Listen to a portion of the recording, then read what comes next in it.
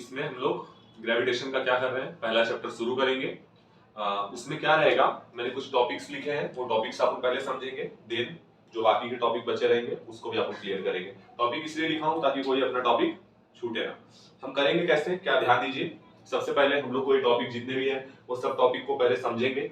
उस टॉपिक से रिलेटेड जितने भी क्वेश्चन आपके बोर्ड एग्जाम में आने के चांसेस रहेंगे उन पे डिस्कस करेंगे, उनकी आंसर राइटिंग कैसे रहेगी उसको अपन देख लेंगे, एंड देन फिर ऐसे मतलब एक एक टॉपिक पे अपन बढ़ते रहेंगे। ठीक है, ओके। तो सबसे पहले आप देखेंगे चैप्टर का नाम ही ग्रेविटेशन। थोड़ा ग्रेविटेशन के बारे में जान लेते हैं। ग्रेविटेशन, तो ग्रेविटेशन जो है ये दो वर्ड, एक ग्रेविटी और दूसरा अट्रैक्शन, ये दो से मिलकर बना है। यहाँ पे ग्रेविटी आप देखेंगे तो ग्रेविटी जो है वो रिलेट होती है अर्थ से, और अट्रैक्शन का मतलब तो खिंचाव होता है। यानी अर्थ का जो अट्रैक्शन है, अर्थ क्या करता है, अगर मैं बोलूं कि अर्थ है तो अर्थ क्या करता है, अपने सराउंडिंग के जो भी ऑब्जेक्ट हैं उसको एक फोर्स से अपनी ओर अट्रैक्ट करता है। अर्थ अपने एक मतलब फोर्स से अपने आसपास का जो भी सराउंडिंग की जो भी चीजें हैं उनको अपनी ओर अट्रैक्ट करता है, and that is called gravitational force. Earth क्या करता है, अपने आसपास की चीजों को, अपने सराउंडिंग की चीजों को क्या करता है, एक फोर्स से अपनी ओर अट्रैक्ट करता है, और उसी को क्या बोला जाता है, ग्रेविटेशनल फोर्स।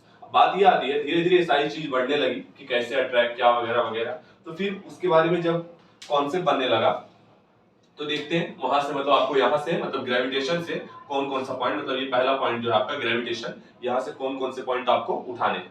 तो देखो सबसे पहला पॉइंट तो ये है कि ग्रेविटेशनल जो है, ग्रेविटेशन क्या है, ग्रेविटेशन इज अ फोर्स। सही बात है, जो कि कहां कौन अप्लाई करता है, अर्थ अप्लाई करता है। कहां अप्लाई करता है, अपने सराउंडिंग की जो भी चीजें हैं उस पे अप्लाई करता है, और उसको क्या करता है, अपनी ओर टुवर्ड्स इटसेल्फ, अपनी ओर क्या करता है, अट्रैक्ट करता है। ये पहला पॉइंट आपका बना कि ग्रेविटेशन क्या है, एक फोर्स है जो कि अर्थ जो है कहां से अप्लाई होता है, तो अर्थ के कहां से, अर्थ के सेंटर से अट्रैक्ट मतलब अप्लाई होता है। तो अर्थ के सेंटर से उसके आसपास के जो भी चीजें हैं उन पर अप्लाई होता है और उनको अपनी ओर खींचता है। ये इसका पहला पॉइंट आपका बना। दूसरी बात अब देख लेते हैं, एक इंपॉर्टेंट पॉइंट तो आपको पता है, कहानी वगैरह जैसी बात है कि न्यूटन थे, सेब के पेड़ के नीचे बैठे थे, सेब गिरा। सही बात है कि नहीं। देखो थोड़ा सा यहाँ पे समझने वाली बात ये है कि जरा आप देखिए, आप लोग बोलते होंगे कि न्यूटन का सच में सोच, मतलब एक बोला जाए अगर आप रियली अगर सोचें तो एक बहुत बड़ी बात है। आप क्या सोचते हैं कि एक सेब का पेड़ था,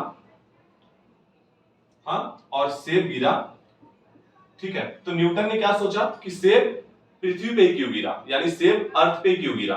ये सोचने वाली बात थी। आप बोलेंगे सही बात है, सेब नीचे नहीं गिरेगा तो कहां गिरेगा, सही बात है ना। लेकिन सच में आप देखो कॉन्सेप्ट, आप गलत डायरेक्शन में सोचते हैं। देखो अगर यही पेड़ ऐसा होता तो तब तो सेब को यहां गिरना चाहिए था, लेकिन सेब गिर रहा है यहां पर। न्यूटन ने कुछ इस तरीके से सोचा था। बुक में थोड़ा डायग्राम वगैरह गलत हो जाते हैं, थोड़ा उसको हम नहीं ऊपर चलेंगे, ठीक है। आप इस तरीके से समझिए, सेब ऐसे ना गिर करके ऐसे गिरा है, ये हमको सोचना चाहिए, ठीक है। कि न्यूटन ऐसा क्या डिस्कवरी का मतलब, ये न्यूटन यही सोच रहे थे कि एक्चुअली में अर्थ मतलब ये सेब जो है इस डायरेक्शन में जाकर के इस डायरेक्शन में क्यों गया, यानी अर्थ उसको अट्रैक्ट कर रहा है।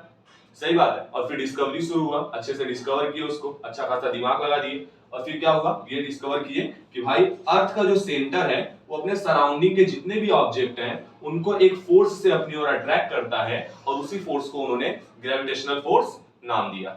यहां तक क्लियर है। तो अब तक हमने कितना पॉइंट जान लिया है ग्रेविटेशनल से। पहला पॉइंट हमने क्या देखा है कि ग्रेविटेशनल एक फोर्स है जो क्या करता है, अर्थ के सराउंडिंग में जो भी ऑब्जेक्ट है उन पे ये अप्लाई होता है और उनको अपनी ओर खींचता है। दूसरा पॉइंट मैंने क्या बताया, ये कहां से अप्लाई होता है, अर्थ के सेंटर से अप्लाई होता है। अच्छा, एक और बात आप जान लेते हैं, थोड़ा कहानी वगैरह जैसा भी बात आप पेपर में बता सकते हैं कि इसको न्यूटन ने डिस्कवर किया था।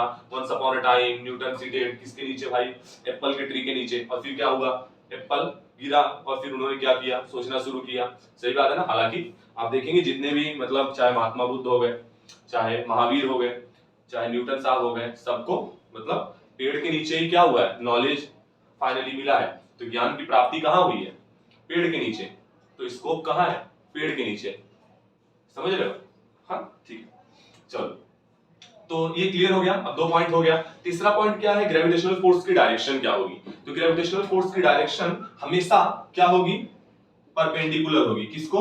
मतलब जो आपका ये, अगर आप ऐसे लाइन ड्रॉ करते हैं तो ऑलवेज ग्रेविटेशनल फोर्स जो रहेगा, देखिए कुछ इस तरीके से मैं बोलूंगा कि मान लीजिए इस तरीके से कोई चीज, देखिए ये अर्थ है, हाँ ये अर्थ है, और कोई ऑब्जेक्ट जो है इस तरीके से इस पे गिर रहा है, सही बात है। तो ये ऑलवेज हमेशा परपेंडिकुलर रहेगा, परपेंडिकुलर रहेगा। ओके, तो यहां पर direction of gravitational force is always perpendicular to the axis, मतलब जो एक्सिस रहेगा उसको ऑलवेज क्या रहेगा? परपेंडिकुलर रहेगा। ये सब बातें उतनी ज्यादा इंपॉर्टेंट नहीं हो जाती हैं, ठीक।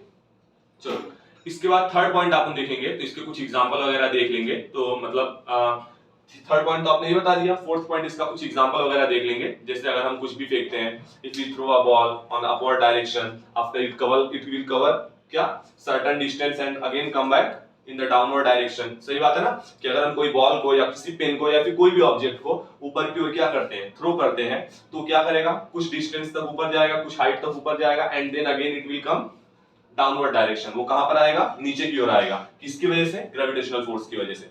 तो बस आपको यहां से 4 पॉइंट अच्छे खासे रेडी करके रखने हैं। सबसे पहला पॉइंट क्या होता है कि ग्रेविटेशनल फोर्स क्या है, दूसरा ये कहां से अप्लाई होता है, तो मैंने बताया सेंटर से अप्लाई होता है। किससे अप्लाई होता है? अर्थ के सराउंडिंग में जितने भी ऑब्जेक्ट है सब पे अप्लाई होता है। थर्ड पॉइंट मैंने क्या बताया, इसकी डायरेक्शन क्या होगी, it is always perpendicular to the axis. जो भी एक्सिस बनेगा, जिससे मैं बोलता हूं कि देखिए अगर कोई ऑब्जेक्ट ऐसे गिर रहा है तो उसका एक्सिस कुछ इस तरीके से रहेगा, तो आप देखेंगे परपेंडिकुलर होगा, ठीक है। तो it is always perpendicular to the axis. और चौथा पॉइंट मैंने बताया कि आपको एक एग्जांपल दे देना है कि कोई भी ऑब्जेक्ट अगर हम ऊपर की ओर फेंकते हैं तो क्या होगा, आफ्टर मतलब कुछ हाइट तक जाएगा और उसके बाद वो फिर से डाउनवर्ड डायरेक्शन में आ जाता है। इसी को क्या बोलते हैं? ग्रेविटेशन। ग्रेविटेशन से जुड़ी इतनी बातें आपको जाननी है, उससे ज्यादा काम का कुछ है नहीं, बाकी सब ठीक। चलिए अब यहाँ पर नेक्स्ट पॉइंट है force and motion. Force and motion, तो सबसे पहले आपको यहाँ पर क्या जानना है कि फोर्स क्या है, और उसके बाद आपको क्या जानना है कि मोशन क्या है। तो यहाँ पर सबसे पहली बात फोर्स के बारे में कुछ चीजें जान लेते हैं। फोर्स क्या कहते हैं, थोड़ा मैं ये रफ कर लेता हूँ और उसके बाद फिर अगले पॉइंट पर पढ़ते हैं। तो ग्रेविटेशन से 4 पॉइंट आपको क्लियर है। पहला पॉइंट क्या है, चलो क्लिक कर लेते हैं यहाँ पे फटाफट।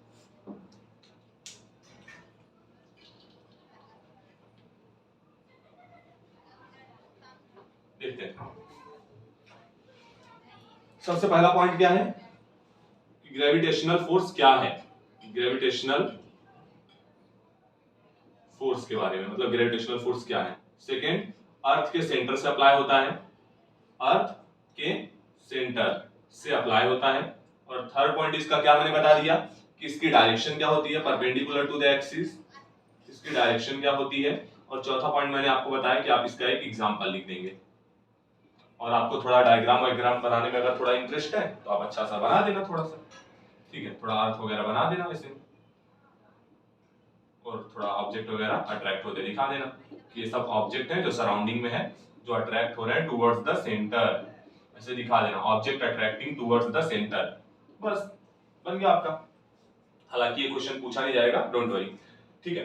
तो अब दूसरे पॉइंट पर आते हैं। तो पहला पॉइंट हमारा ग्रेविटेशन हो चुका है, फोर्स एंड मोशन हम देखने वाले हैं।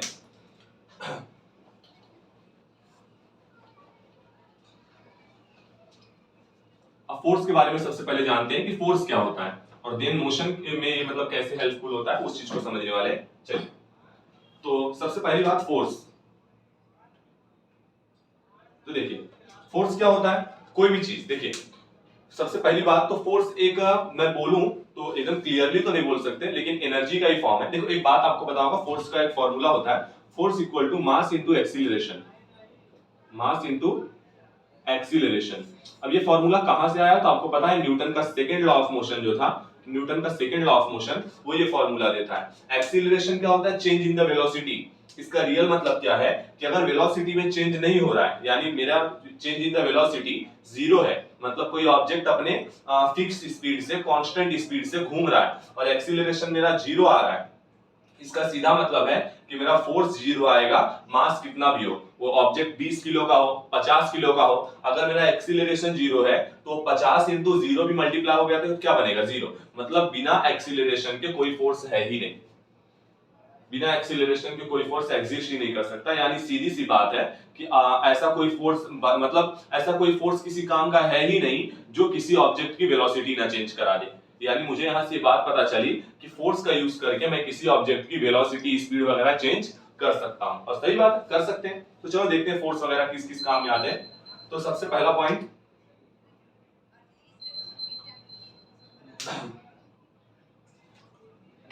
हाँ किसकी वॉच वगैरह बज रही है?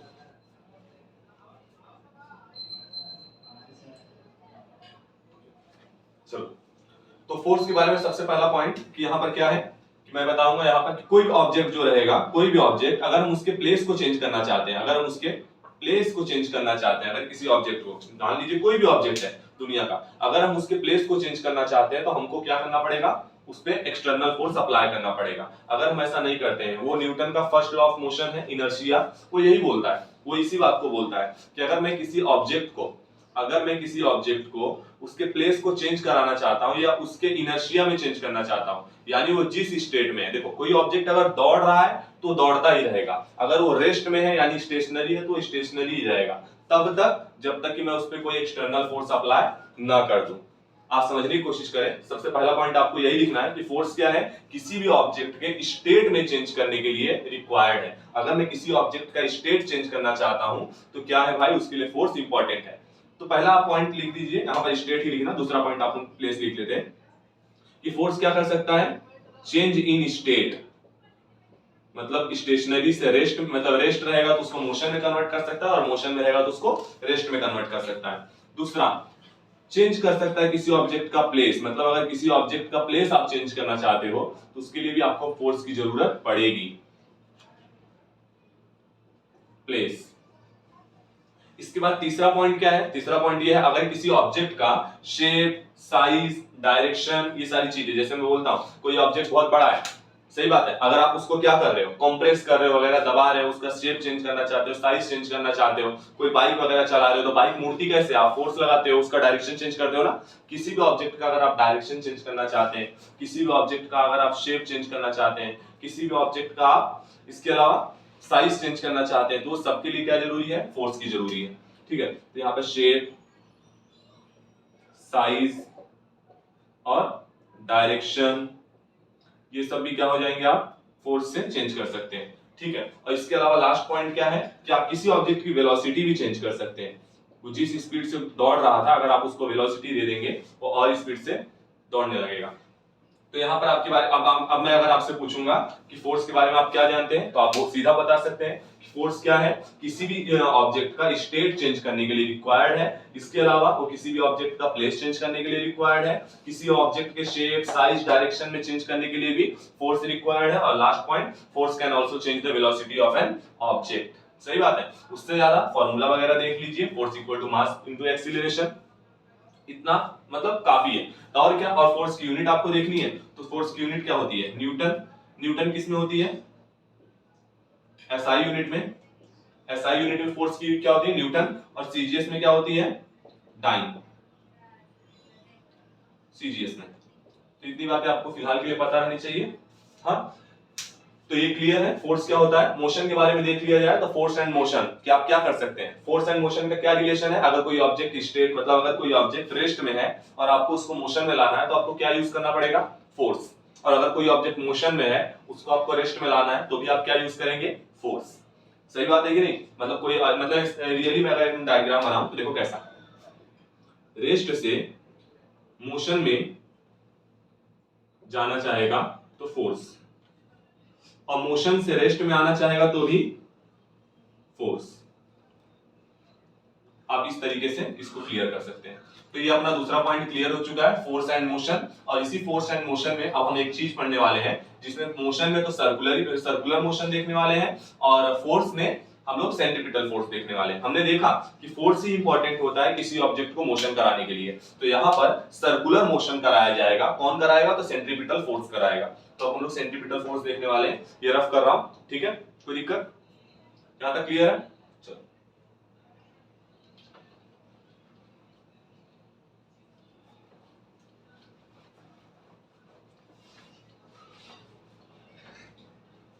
अब थर्ड पॉइंट जो है सर्कुलर मोशन और सेंट्रीपिटल फोर्स। तो सबसे पहले हम लोग सर्कुलर मोशन के बारे में देखेंगे, फिर सेंट्रीपिटल फोर्स के बारे में देखेंगे, और फिर हम लोग दोनों को इंटररिलेट करेंगे, देखेंगे क्या दोनों में कॉमन है। क्वेश्चन यहां से बन सकते हैं, थोड़ा ध्यान दीजिए। चलिए, तो सबसे पहले सर्कुलर मोशन। Circular motion. सबसे पहले सवाल तो यही बन सकते हैं, यहां से क्या क्वेश्चन बन सकता है? क्वेश्चन ये बन सकता है कि सर्कुलर मोशन क्या होता है, उसके दो चार एग्जांपल दे दो। सही बात है। तो देखो सर्कुलर मोशन क्या होता है, सीधी सी बात है, अगर कोई ऑब्जेक्ट, मान लीजिए कि एक सर्कल था, एक सर्कल था, अगर कोई ऑब्जेक्ट एक सर्कल के, ये है सर्कल, ये सर्कल है और ये उसका सरकमफेरेंस है, तो अगर कोई ऑब्जेक्ट किसी सर्कल के, अगर कोई ऑब्जेक्ट किसी सर्कल के सरकमफेरेंस पे मोशन कर रहा है, सरकमफेरेंस पे क्या कर रहा है, मोशन कर रहा है, तो ऐसे मोशन को मैं सर्कुलर मोशन बोलूंगा। सीधा सा आसान सा मतलब डेफिनेशन है। If any object perform a circular motion, किस पे, on the circumference of, if the, ऐसे आप बोलेंगे, इफ एन ऑब्जेक्ट क्या परफॉर्म मोशन किस पे, on the circumference of circle, मतलब सर्कल के सरकमफेरेंस पे अगर वो मोशन परफॉर्म कर रहा है, तो ऐसे मोशन को हम क्या बोलेंगे, सर्कुलर मोशन बोलेंगे। अब फिलहाल के लिए आपको कुछ एग्जांपल वगैरह देना है, तो आप अच्छे खासे एग्जांपल दे सकते हो, जैसे motion of electron around the proton, जैसे कि भाई ये रहा मेरा प्रोटॉन, या फिर आप बोल दो जी ये क्या है, न्यूक्लियस। सही बात है ना, तो न्यूक्लियस के अराउंड कौन मोशन करता है, इलेक्ट्रॉन्स। सही बात है कि नहीं, इलेक्ट्रॉन्स। तो आप बोलेंगे कि motion of electron around the nucleus, मतलब न्यूक्लियस के चारों ओर जो इलेक्ट्रॉन्स हैं वो कैसे मोशन करते हैं, ऐसे मोशन करते हैं। सही बात है कि नहीं, सर्कुलर मोशन ही कर रहे हैं। तो ये आपका पहला एग्जांपल हो गया, motion of electron around the nucleus. दूसरा एग्जांपल आप क्या दे सकते हैं, दूसरा एग्जांपल आप ये दे सकते हैं कि motion of moon around the अर्थ। सही बात है ना, ये रहा हमारा अर्थ और ये रहा हमारा मून, तो मून क्या करता है, अर्थ के चारों ओर सर्कुलर मोशन ही परफॉर्म कर रहा है, ऐसा मान के चलो। ठीक है, इसके बाद थर्ड पॉइंट आपको दे देना रहेगा कि motion of planet around the sun, मतलब सन के अराउंड जो प्लैनेट है वो भी क्या कर रहे हैं, ऐसी कुछ मोशन कर रहे हैं। वो केपलर साहब है, उन्होंने बताया है कि क्या, कि मोशन कैसे परफॉर्म हो रहा है, इलेप्टिकल, लेकिन फिलहाल के लिए आपको ऐसे ही मानकर चलना है, क्योंकि वैसे तो क्या है, अर्थ भी इलेप्टिकल है, मतलब एक बोला जाए ऊपर से क्या मतलब चपटा है, नीचे साइड से क्या है, बल्ज है, लेकिन मान के क्या चला जाता है, सर्कल ही ना, तो आप भी सर्कल मान के चलिए। एग्जामिनर को ये क्लियर होना चाहिए कि आपका क्या कॉन्सेप्ट क्लियर है, बस उससे ज्यादा है। तो चलिए सबसे पहले सर्कुलर मोशन पे बात करते हैं। क्या जाना आपने सर्कुलर मोशन के बारे में, सर्कुलर मोशन क्या होता है, उसके क्या क्या एग्जांपल है। क्या होता है सर्कुलर मोशन, अगर कोई ऑब्जेक्ट जो है वो सर्कल के चारों ओर, मतलब एक सर्कल पे, सर्कल के सरकमफेरेंस पे क्या कर रहा है, मोशन परफॉर्म कर रहा है, तो उसको आप क्या बोल देंगे, सर्कुलर मोशन बोल देंगे। उसका एग्जांपल मैंने क्या बताया, न्यूक्लियस के अराउंड मोशन ऑफ इलेक्ट्रॉन, मतलब motion of electron around the nucleus, motion of a moon around the earth, motion of a planet around the sun. ये तीन एग्जांपल आप रेडी कर लीजिए। चलो अब इसके बाद अपन सेंट्रीपिटल फोर्स के बारे में देखने वाले हैं, तो सेंट्रीपिटल फोर्स भी थोड़ा देखते रहिए, क्योंकि अच्छा खासा यहाँ से क्वेश्चन बनने के चांसेस आपके बढ़ते रहते हैं। तो चलिए सेंट्रीपिटल फोर्स, सेंट्रीपिटल फोर्स, अब सेंट्रीपिटल फोर्स के बारे में देखते हैं क्या है। तो सबसे पहले सेंट्रीपिटल फोर्स के बारे में जो है आपको पता होना चाहिए कि सेंट्रीपिटल फोर्स होता क्या है। हम यहाँ पे बहुत सारे पॉइंट्स उसके पूरे डिस्कस कर लेंगे, हालांकि जितने पॉइंट्स पूछे जाएंगे वो सब डिस्कस कर लेंगे। ठीक है, चलो तो सबसे पहले सेंट्रीपिटल फोर्स क्या होता है, तो देखो ये एक तरीके का फोर्स है, ध्यान से देखिए।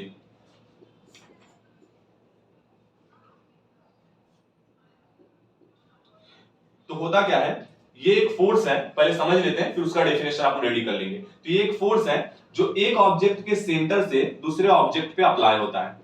ये एक फोर्स है जो एक ऑब्जेक्ट के सेंटर से दूसरे ऑब्जेक्ट पे अप्लाई होता है और उसको क्या करता है, मजबूर करता है, क्या करने पे, सर्कुलर मोशन करने पे। मतलब it is a force which is a क्या, applied from center of one object to another object and tends to rotate या फिर tends to revolve around itself, मतलब अपने चारों ओर क्या होता है, रिवॉल्व होने के लिए मतलब मजबूर करता है, टेंस करता है। याद रहेगा, मैं फिर से बता रहा हूं, it is a force which is applied from one center of one object to another object, और क्या करता है, टेंस, टेंस मतलब मजबूर करता है, क्या मजबूर करता है, अपने चारों ओर रिवॉल्व करने के लिए। तो सेंट्रीपिटल फोर्स ही वो फोर्स है जो कि सर्कुलर मोशन के लिए रिस्पांसिबल होता है।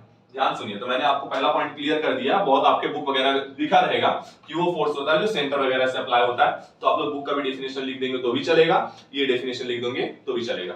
तो यहाँ पर पहला पॉइंट क्या हुआ, it is a force which is applied from the center of one object to another object and tends to rotate that object around itself. ठीक है, रोटेट नहीं रिवॉल्व लिखना, tends to revolve around itself. Clear, तो आपका definition हो चुका। अब दूसरा पॉइंट, इसका फॉर्मूला क्या है? तो फॉर्मूला यहाँ पर सेंट्रीपिटल फोर्स का mv²/r, यहाँ पर v जो है वो क्रिटिकल वेलोसिटी है। क्रिटिकल वेलोसिटी मतलब किसी ऑब्जेक्ट को किसी के चारों ओर घूमने के लिए कम से कम इतनी वेलोसिटी चाहिए ही, अदरवाइज वो घूमेगा नहीं। तो यहाँ पर vc जो है वो क्रिटिकल वेलोसिटी है। क्रिटिकल वेलोसिटी का थोड़ा फॉर्मूला देख लेते हैं, जरा देख लीजिए। क्रिटिकल वेलोसिटी होता है √gr, ये थोड़ा पता होना चाहिए। तो ये हमने दूसरा काम क्या कर लिया है, फॉर्मूला देख लिया इसका। चलिए अब इसके बाद तीसरा, इस सेंट्रीपिटल फोर्स का डायरेक्शन देख लेते हैं। तो देखिए जरा, मैं अगर बोलूं कि ये रेडियस है तो सेंट्रीपिटल फोर्स, यानी अगर मैं किसी चीज को, मान लीजिए एक स्टोन है, एग्जांपल आप दे सकते हैं, फर्स्ट क्लास एक्सप्लेनेशन वगैरह दे देना, मैं भी बताता हूं क्या क्या पॉइंट्स आपको लिखने रहेंगे। तो सबसे पहले आप क्या करेंगे, मैं देखो एक अपने पास स्ट्रिंग ले लो, स्ट्रिंग का एक साइड अपने हाथ में पकड़ लो और दूसरे साइड में आप क्या कर दो, स्टोन वगैरह बांध दो, ठीक है। उसके बाद उसको रोटेट करो। तो सबसे पहले देखिए, अगर जब तक आप उसको क्रिटिकल वेलोसिटी नहीं देंगे, मतलब एक फिक्स वेलोसिटी, क्रिटिकल वेलोसिटी, तब तक वो रोटेट मतलब उसके चारों ओर, आपके हाथ के चारों ओर घूमेगा नहीं। तो यहां पर सीधी सी बात है, किसी ऑब्जेक्ट को रिवॉल्व होने के लिए, किसी एक दूसरे ऑब्जेक्ट के अराउंड घूमने के लिए कौन सी वेलोसिटी चाहिए, तो क्रिटिकल वेलोसिटी चाहिए। ये बात पता होनी चाहिए। जब आप उसको क्रिटिकल वेलोसिटी दोगे तो वो क्या करना चालू करेगा, घूमना चालू कर देगा। सही बात है कि नहीं, वो घूमना चालू कर देगा। तो यहां पर आपको वो चीज क्लियर रहनी चाहिए। अब यहां पर बात आती है इसकी डायरेक्शन क्या होगी। तो आप घुमाते घुमाते घुमाते घुमाते अगर उसको अचानक में छोड़ देते हैं तो हमेशा कहां जाएगा, किस डायरेक्शन में जाएगा। बहुत लोगों का जवाब रहता है कि वो घूमते घूमते जाएगा, लेकिन इसका जवाब है नहीं। क्यों? क्योंकि वो क्या होगा, हमेशा किस डायरेक्शन में जाएगा, perpendicular to the radius. Perpendicular to the radius मतलब ये है रेडियस और ये हमेशा उसके परपेंडिकुलर डायरेक्शन में जाएगा। यानी अगर वो ऑब्जेक्ट यहां था तो ऑब्जेक्ट इस डायरेक्शन में निकल जाएगा। ये होता है direction of centripetal force, direction of centripetal force. तो सेंट्रीपिटल फोर्स का डायरेक्शन क्या हुआ, it is always perpendicular to the radius, it is always perpendicular to the radius. इसके बाद हमने क्या देखा, चलो डायरेक्शन भी अपना हो गया। अब हम कहां बढ़ने वाले हैं, इसके बाद का नेक्स्ट पॉइंट क्या रहेगा, जरा ध्यान देना। इसका एग्जांपल देख लेते हैं और एक्सप्लेनेशन वगैरह देख लेते हैं, उससे ज्यादा आप मत करिएगा। एग्जांपल में क्या रहेगा, एग्जांपल आप 2-3 एग्जांपल रेडी करिए। जो आपका सर्कुलर मोशन का एग्जांपल था वही आपका यहां भी रहेगा। सर्कुलर मोशन में आपने क्या बताया कि आपने बताया कि न्यूक्लियस के चारों ओर इलेक्ट्रॉन्स जो होते हैं वो रिवॉल्व करते हैं। तो यहां पर आपको सेंट्रीपिटल फोर्स में थोड़ा एक्सप्लेन कर देना है। एक्सप्लेन क्या करना है कि electrons are revolving around the nucleus, electrons are revolving around the nucleus, और क्या, इलेक्ट्रॉन्स आर ये revolving around the nucleus because यहां पर centre of nucleus apply centripetal force on the electron. मतलब सीधी सी बात है कि जो सेंटर ऑफ न्यूक्लियस है वो क्या कर रहा है, इलेक्ट्रॉन्स पे सेंट्रीपिटल फोर्स अप्लाई कर रहा है, जिसकी वजह से वो क्या हो रहा है, चारों ओर घूम रहे हैं। किसके चारों, न्यूक्लियस के चारों ओर। ये हो गया आपका एग्जांपल। अब आपको एक्सप्लेनेशन वगैरह देना रहेगा तो आप रस्सी बांध कर, रस्सी में क्या, एक हाथ में पकड़ के दूसरे हाथ में स्टोन वगैरह बांध के एक्सप्लेनेशन उसका दे देना। वो सारी चीज मतलब आपकी बुक वगैरह में प्रॉपर एक्सप्लेन की गई है, डायग्राम वगैरह बना सकते हैं। चलो अब एक बार हर एक चीज को समराइज करते हैं।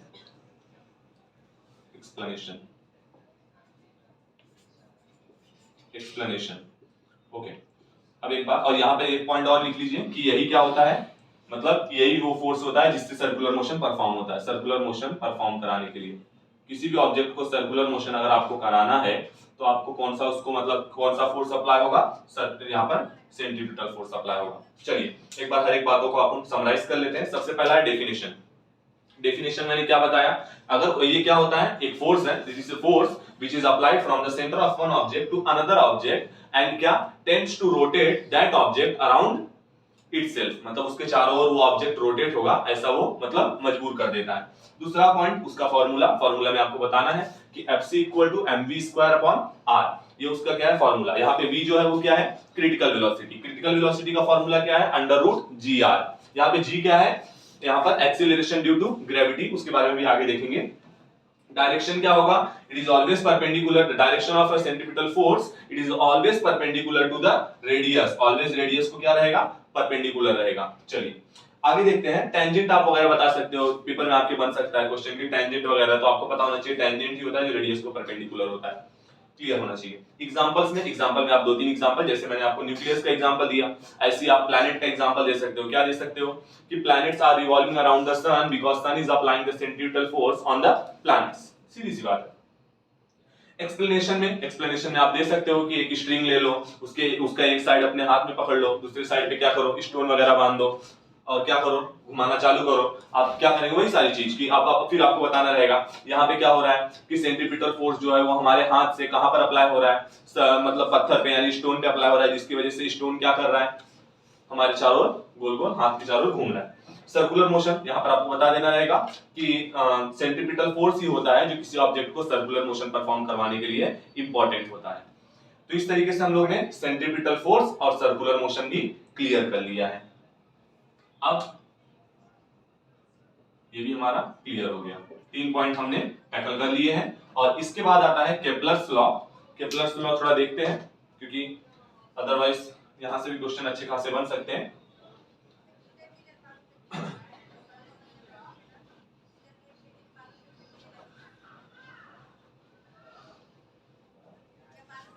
देखिए केपलर्स लॉ का क्या हिसाब किताब है। सबसे पहली बात तो केपलर्स लॉ जो है वो प्लैनेटरी मोशन पे रिलेटेड है। Kepler's law is related to planetary motion.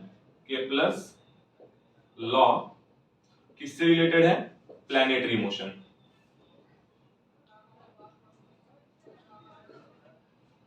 Planetary motion ये क्या बोलता है, अब देखते हैं। केपलर का फर्स्ट लॉ क्या है, केपलर्स लॉ प्लैनेटरी मोशन। सबसे पहले मैं यहां डायग्राम बना देता हूं और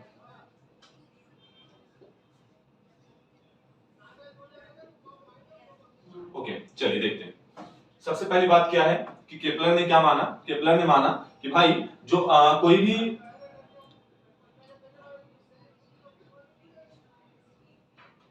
केपलर ने क्या बोला कि जो कोई भी प्लैनेट है वो जब अर्थ के चारों मतलब ये सन के चारों ओर रिवॉल्व होता है तो कभी सर्कुलर ऑर्बिट में न रिवॉल्व होकर के इलिप्टिकल ऑर्बिट में रिवॉल्व होता है, और जो सन होता है वो सेंटर पे न होकर के फोकस पर होता है। दो बातें उन्होंने फर्स्ट लॉ में बताया। सबसे पहले फर्स्ट लॉ देख रहे हैं। फर्स्ट लॉ क्या है, आपके बुक वगैरह में दिया है, आप लोग को पता भी होगा, मैं बस आपका कॉन्सेप्ट क्लियर कर रहा हूं ताकि आप फंसे वगैरह ना। अगर क्वेश्चन घुमा दिया जाए तो आप लोग फंसो मत। तो सबसे पहला पॉइंट क्या है, सबसे पहला पॉइंट उन्होंने यही बताया है कि केपलर जो होते हैं, क्या उन्होंने बताया सबसे पहला पॉइंट कि कोई भी प्लैनेट जो होता है वो सन के अराउंड जो रहेगा हमेशा इलिप्टिकल ऑर्बिट में रिवॉल्व होगा। और दूसरा पॉइंट उन्होंने क्या बताया कि भाई उसका जो मतलब सन जो रहेगा वो सेंटर पे ना होकर के फोकाई पे यानी एक फोकस पे सिचुएटेड होता है। ये दो बात उन्होंने किसमें बता दिया, एक पहला इलिप्टिकल ऑर्बिट किसका, प्लैनेट का, किसके अराउंड, सन के अराउंड, और दूसरा सन जो रहेगा वो सेंटर पे नहीं फोकस पे रहेगा। ये दो पॉइंट यहां पर आपको याद रखनी रहेगी। अब सेकंड पॉइंट पे बढ़ते हैं। हुआ क्या जरा समझते हैं। एक बार केपलर क्या किए, केपलर ने अपना फर्स्ट क्लास टेलीस्कोप वगैरह लिया और टेलीस्कोप लेके प्लैनेट को ऑब्जर्व करना चालू किया। तो उन्होंने देखा कि एक प्लैनेट जो है वो इस पोजीशन पे है, यहां पर है, मतलब मैं मान लेता हूं इसको ए और इसको मान लेता हूं। थोड़ी देर के बाद क्या होगा, वो बी पे चला आया। तो ए से बी पे जाते टाइम जरा देखिए, ए से बी पे जाते टाइम मान लीजिए कि ये कुछ इस तरीके से, तो ए से बी पे जाते टाइम उसने इतना एरिया कवर किया। ए से बी पॉइंट पे जाते टाइम प्लैनेट ने इतना एरिया कवर किया, और इस एरिया को मान लीजिए, ऐसा मान लेते हैं कि ये एरिया जो है वो कुछ तो रहेगी, मतलब इस मान लीजिए कि 2 घंटा 2 आवर्स उन्होंने ऑब्जर्व किया। उस 2 आवर्स में मान लीजिए कि 200 किलोमीटर स्क्वायर, 2000 किलोमीटर, चलिए 200 किलोमीटर स्क्वायर जो है इतना एरिया उसने कवर किया। हालांकि ये बहुत बड़ा एरिया कवर करेगा, बस आपको समझाने के लिए कि ए से बी पॉइंट जाने में 2 घंटे का टाइम लगा और उसने उसमें 200 किलोमीटर का एरिया क्या किया है, कवर किया है। अब क्या हुआ, उन्होंने देख लिया और ये अपने मतलब फर्स्ट क्लास रिकॉर्ड करके रख लिया। कुछ दिनों के बाद फिर से मन किया तो उन्होंने क्या किया, अब मान लीजिए कि वो सी पॉइंट पर है, ठीक है, और 2 घंटे के बाद वो डी पॉइंट पर चला गया। कितने घंटे के बाद, 2 घंटे के बाद, ठीक है। जब वो 2 घंटे के बाद डी पॉइंट पर गया तो उसने जितना एरिया कवर किया था वो इक्वल था किसके, इस वाले एरिया के, यानी यहां भी 200 किलोमीटर स्क्वायर का एरिया कवर हुआ। सोचने वाली बात है। अभी इसका अपन बना देते हैं हर एक डेफिनेशन वगैरह, लेकिन पहले आप समझ लो मैंने क्या बोला। एक बार की बात है कि केपलर जो थे उन्होंने क्या किया, एक प्लैनेट को ऑब्जर्व करना शुरू किया।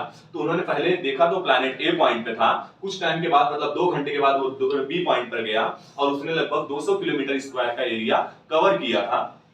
फिर क्या हुआ, कुछ दिनों के बाद फिर से उन्होंने देखा तो प्लैनेट सी पॉइंट पर था और उसने कुछ 2 घंटे के बाद लगभग डी पॉइंट पर वो पहुंच गया था। और फिर उन्होंने जब ऑब्जर्व किया तो वो 200 किलोमीटर का ये एरिया कवर किया था। ये सोचने वाली बात थी। और इसी को अब यहां पर देखते हैं कि डेफिनेशन के फॉर्म में उन्होंने क्या बोला है। उन्होंने बोला है, देखिए, the line joining the planet to the sun, मतलब सन को, जो ऐसी लाइन जो सन को प्लैनेट से ज्वाइन करती है वो हमेशा क्या करती है, इक्वल टाइम में, देखो इक्वल टाइम में इक्वल एरिया को कवर करती है। सीधी सी बात है। The line joining to the planet to the sun, समझ पा रहे हो, स्वाइप्स मतलब घेरती है equal area in equal interval of time में। ये आपका क्या था, बुक का डेफिनेशन। तो ये आपका दूसरा पॉइंट, मतलब दूसरा लॉ खत्म हो गया। अब हम कहां जा रहे हैं, थर्ड पॉइंट पे, मतलब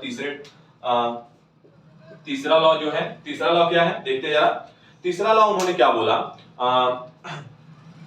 उन्होंने बोला कि सबसे पहले देखिए यहां पे 2 चीज आपको पता होनी चाहिए। एक, यहां से यहां तक का डिस्टेंस, तो इस डिस्टेंस को उन्होंने मान लिया रेडियस, जो कि है r।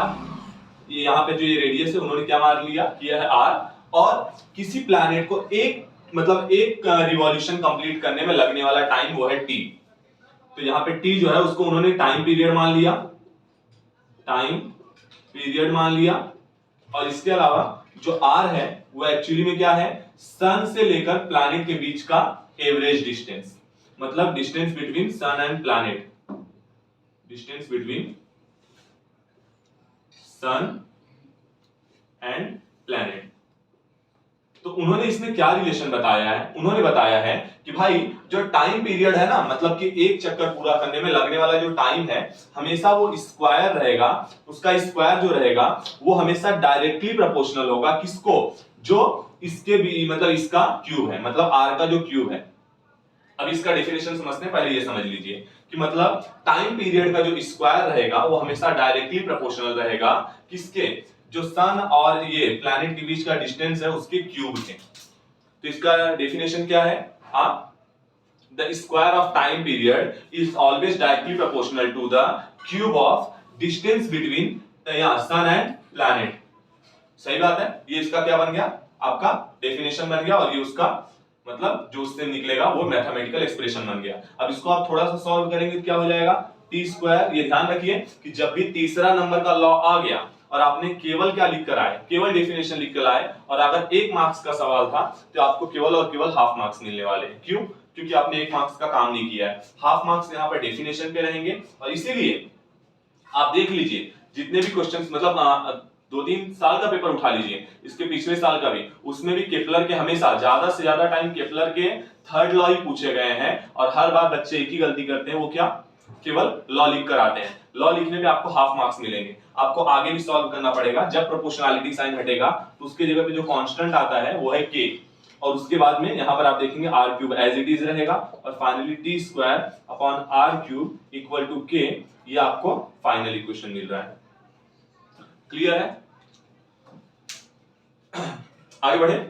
अब यहां पर आपका क्या हो गया, केपलर का तीनों लॉ हम लोग ने देख लिया है, first law, second law, third law. First law क्या कहता है, इलेप्टिकल ऑर्बिट में प्लैनेट घूमेगा, सन जो रहेगा फोकस पे, मतलब एक फोकस पे रहेगा, सेंटर पे नहीं रहेगा। इसके बाद हम लोग दूसरा पॉइंट क्या देखा कि जो सन और प्लैनेट को ज्वाइन करने वाली लाइन है वो इक्वल इंटरवल ऑफ टाइम में इक्वल एरिया को कवर करती है। थर्ड पॉइंट हम लोग ने क्या देखा, टाइम का जो टाइम पीरियड का जो स्क्वायर है वो हमेशा डायरेक्टली प्रोपोर्शनल होगा cube of the distance between sun and planet, यानी मीन डिस्टेंस, जो मीन डिस्टेंस रहेगा उसके क्यूब के हमेशा डायरेक्टली प्रोपोर्शनल में। चलिए तीसरा पॉइंट यहां पर लास्ट ये वाला है, Newton's universal law of gravitation.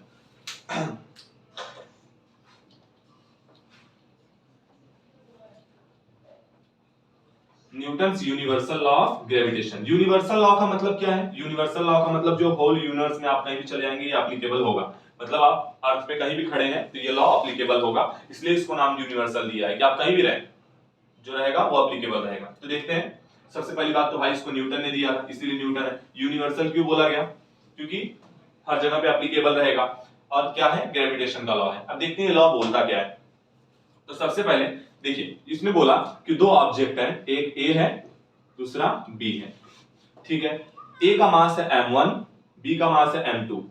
तो मैंने अभी अभी आपको बताया था ग्रेविटेशनल फोर्स नहीं, कि अगर कोई ऑब्जेक्ट, ग्रेविटेशन होता क्या है, देखो कोई भी ऑब्जेक्ट दुनिया का हर एक ऑब्जेक्ट जो है वो अपना खुद का ग्रेविटेशनल फोर्स रखता है। वो हर एक ऑब्जेक्ट जिसके पास खुद का मास होगा, ऐसा तो कोई ऑब्जेक्ट दुनिया में है ही नहीं, ना आप गिना सकते हो जिसके पास खुद का मास ना हो, ऐसा कोई ऑब्जेक्ट दुनिया में एग्जिस्ट ही नहीं करता। डार्क मैटर आप बोल रहे हैं, लेकिन उसकी डिस्कवरी ही नहीं हुई, मतलब डिस्कवरी बोले उस पर स्टडी ही नहीं हुई है, इनकम्प्लीट स्टडी है, पता नहीं उसके पास मास है नहीं है, क्या नहीं है, भगवान जाने। ठीक है, तो वो सब पे बात नहीं करेंगे। यहां पर क्या है कि भाई इसका भी अपना, और ये भी एक ऑब्जेक्ट है, इसका कुछ मास है, ये भी एक ऑब्जेक्ट है, इसका भी कुछ मास है। तो ये दोनों क्या करेंगे, एक दूसरे को अपनी ओर अट्रैक्ट करेंगे, एक दूसरे को अपनी ओर अट्रैक्ट करेंगे। किससे अट्रैक्ट करेंगे, एक फोर्स से, F। ठीक है, तो यहां पर क्या है, इनके बीच का डिस्टेंस जो रहेगा, मैं मान लेता हूं कि कितना है, वो r है।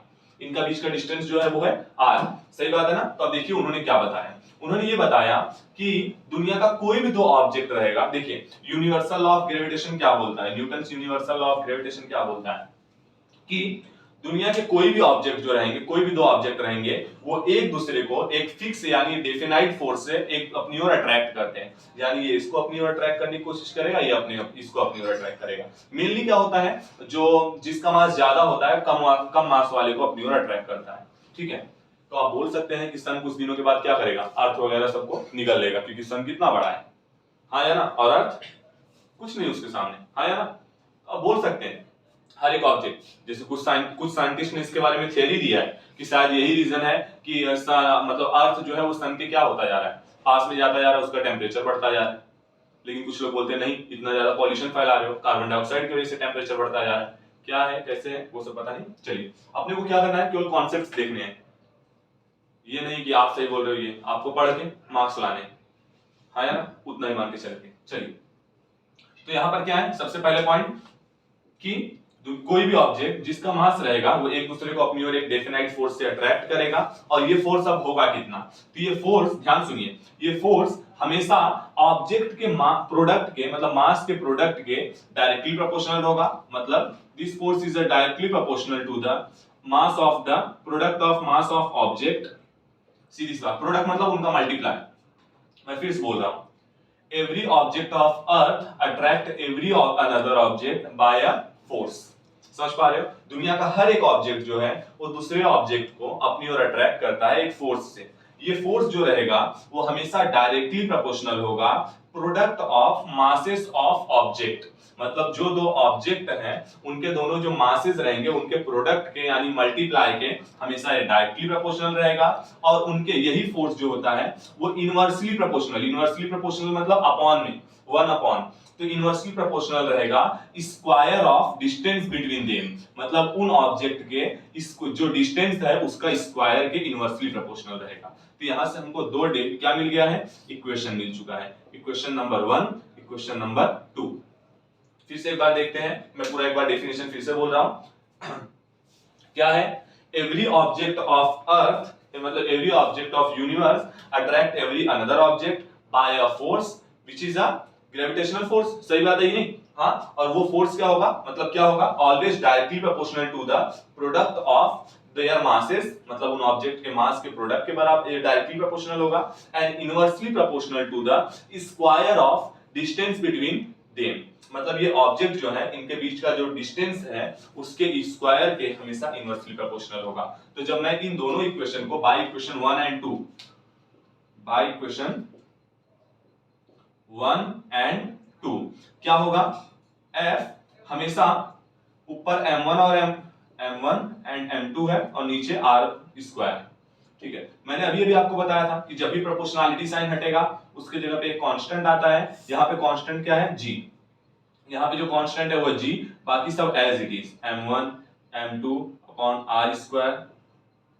ये आपका यहाँ पर फॉर्मूला बन गया। ये किसका फॉर्मूला है, तो ग्रेविटेशनल फोर्स का फॉर्मूला है, Fg ग्रेविटेशनल फोर्स का, कि g m1 m2 upon r²। यहाँ g के बारे में कुछ बातें जान लेते हैं। तो g के बारे में आपसे क्या क्या क्वेश्चन पूछा जाएगा। सबसे पहली बात तो g क्या है, एक ग्रेविटेशनल कांस्टेंट है, ग्रेविटेशनल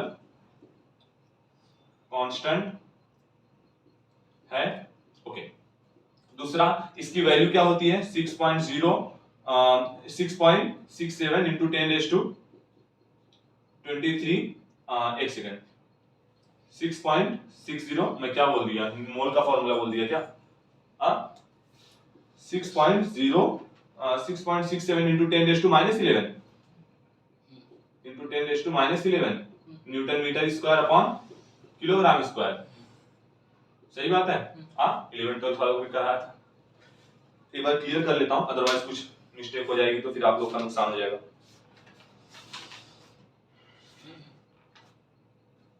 हाँ 6.67 इंटू 10⁻11 ही है, एकदम करेक्ट है। अब इतनी वैल्यूज वगैरह, हालांकि वैल्यू सबसे ज्यादा कॉमन थी, भूलना मेरी गलती थी, ठीक है। तो 6.67 into 10⁻11 newton metre square upon kilogram square. अब देखिए क्वेश्चन कहां से बनेगा। कितनी बार तो पेपर में ऐसे क्वेश्चन आए हैं, इसका और इसका अलग क्वेश्चन पूछ लिया गया है, यानी क्वेश्चन केवल इतना आया है कि राइट द एसआई यूनिट, ये इसका एसआई यूनिट है। सीजीएस यूनिट क्या होगा, न्यूटन का डाइन हो जाएगा, मीटर का सेंटीमीटर स्क्वायर हो जाएगा अपॉन किलोग्राम का ग्राम स्क्वायर हो जाएगा, ये सीजीएस यूनिट हो जाएगी। ये एसआई है और ये सीजीएस है। थोड़ा देखिए दोनों, ये एसआई यूनिट है, ये सीजीएस यूनिट है, ठीक है। ये इसकी वैल्यू है, पेपर में क्या दे सकता है 6.67 इंटू 10⁻10 10⁻11 10⁻12 10⁻13 और आपको बोलेगा बताइए इनमें से कौन सी वैल्यू है जी की, तो आपको पता रहना चाहिए जी की वैल्यू ये है। उसकी यूनिट क्या है newton metre square upon kilogram square, CGS से बोला जाए dyne centimetre square upon gram square. तो ये आपको क्या रखना है, जी की वैल्यू याद रखनी है, ठीक है। अब थोड़ा सा हम लोग ये सबको, मतलब हमारा ये पॉइंट सब क्लियर हो गया है, हमने हर एक पॉइंट देख लिए हैं। अब क्या करते हैं, थोड़ा सा जी और कैपिटल जी मतलब और स्मॉल जी में डिफरेंस देख लेते हैं, ये क्वेश्चन भी बनने के चांसेस हैं, ठीक है। तो ये रफ करता हूं मैं, यहां तक क्लियर है, कुछ कॉपी वगैरह, चलो ठीक है बाद में कर लेना आराम से, ठीक है, वीडियो वगैरह है ठीक है।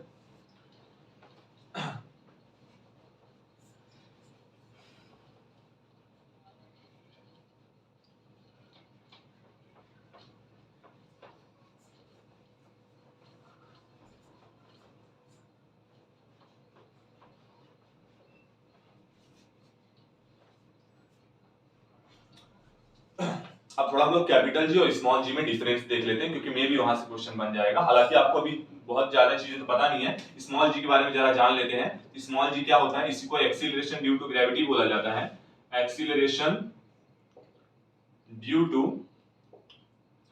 ग्रेविटी बोला जाता है, या फिर बहुत लोग इसको ग्रेविटेशनल एक्सीलरेशन भी बोलते हैं, ग्रेविटेशनल एक्सीलरेशन भी बोलते हैं, ठीक है। इसकी वैल्यू आप देखेंगे तो नॉर्मली वो कितनी मान के चले जाता है 9.8 मीटर पर सेकेंड स्क्वायर, ये मान के चलते हैं, लेकिन ये डिफर करती है, बदलती रहती है, चेंज होती रहती है, किसके अकॉर्डिंग, प्लेस के अकॉर्डिंग, चेंज होती रहती है प्लेस के अकॉर्डिंग, ठीक है। इसके अलावा इसके बारे में और कुछ बातें देखना रहेगा, तो जी की वैल्यू है, हाँ ठीक है, बहुत है, ठीक है। अब चलो डिफरेंस कुछ बातें देख लेते हैं। कैपिटल जी क्या है, कैपिटल जी क्या है, कैपिटल जी अगर देखा जाए तो ये कांस्टेंट है, जिसको इसका नाम क्या है ग्रेविटेशनल कांस्टेंट, ग्रेविटेशनल कांस्टेंट, सही बात है। इसके बाद इसका मैंने क्या बताया कि यहां पर ये जो रहेगा इसकी वैल्यू जो रहती है वो क्या है 6.67 into 10⁻11 newton metre square on kilogram square. इसका वैल्यू प्लेस के अकॉर्डिंग चेंज नहीं होता, ये कांस्टेंट है, does not change, its value does not change according to place, value does not change according to place, मतलब प्लेस के according में value change नहीं होती। अभी आपको इतना पता होना चाहिए, फिर मैं अभी आगे अगले वीडियो में आपको उसके बारे में बताऊंगा कि जी की वैल्यू कहां पे ज्यादा रहेगी कहां पे कम रहेगी, वो जी का अलग पार्ट हो जाता है। लेकिन यहां से क्वेश्चन आपको बन सकता है कि फाइनली कि स्मॉल जी और कैपिटल जी में डिफरेंस बताओ, तो आपको यहाँ पर कैपिटल जी लिख देना रहेगा और यहाँ स्मॉल जी लिख देना रहेगा। कैपिटल जी का पहला पॉइंट क्या लिखोगे कि जी जो है ये क्या है ग्रेविटेशनल कांस्टेंट, जबकि ये वाला क्या है एक्सीलरेशन ड्यू टू ग्रेविटी या फिर ग्रेविटेशनल एक्सीलरेशन, दूसरा पॉइंट दोनों का क्या लिखोगे, इसकी वैल्यू जो रहती है प्लेस के अकॉर्डिंग चेंज होती रहती है, जबकि इसकी वैल्यू जो रहती है हर जगह पे क्या रहती है, कांस्टेंट रहती है। और आपको कुछ पॉइंट्स वगैरह लिखने रहेंगे तो आप लिख सकते हो कि 3 और यहाँ पर ये क्या हो जाएगा, ये भी 3 पॉइंट, तो आप बता देंगे कि यहाँ पर इसकी वैल्यू जो रहेगी, ध्यान सुनना, जी की वैल्यू जो रहती है वो क्या हो सकती है, 0 तक हो सकती है, जी की वैल्यू 0 हो सकती है, लेकिन इसकी वैल्यू फिक्स है, इसकी वैल्यू फिक्स है, इसकी वैल्यू जी की वैल्यू 0 कहां हो जाएगी, जी की वैल्यू 0 हो जाती है कहां पर, वो बात आगे बताऊंगा कि कहां पर 0 मतलब कैसे वो 0 होती है, लेकिन जी की वैल्यू जो होती है वो 0 हो जाती है कहां पर, तो सेंटर ऑफ अर्थ पे, अर्थ के सेंटर पे जी की वैल्यू आपकी क्या हो जाएगी, 0। क्यों हो जाती है आपको अगली वीडियो में बताऊंगा, देख लीजिए जरा, देखो ये रहा अपना अर्थ, तो जी का फॉर्मूला होता है G इक्वल टू GM/r², मतलब रेडियस, अब अगर यहां पर आप सेंटर पे चले गए तो रेडियस 0 हो गया, तो finally G equal to GM/0 का स्क्वायर, सही बात है, तो फाइनली G इक्वल टू आपका 0 आ ही जाएगा, उसमें कोई दो राय नहीं है, ठीक है, वो सब अपनी जगह है। फिलहाल के लिए आप कुछ पॉइंट्स यहां पर रेडी करके रखने रहेंगे, इसके लिए मे भी यहां से क्वेश्चन बन जाए, ठीक है। तो आज के लिए इतना रहने देंगे और अगले वीडियो में हम इसके आगे से आपका शुरू करेंगे, ठीक है। अभी भी अच्छे खासे टॉपिक्स आपके बाकी हैं, चलिए।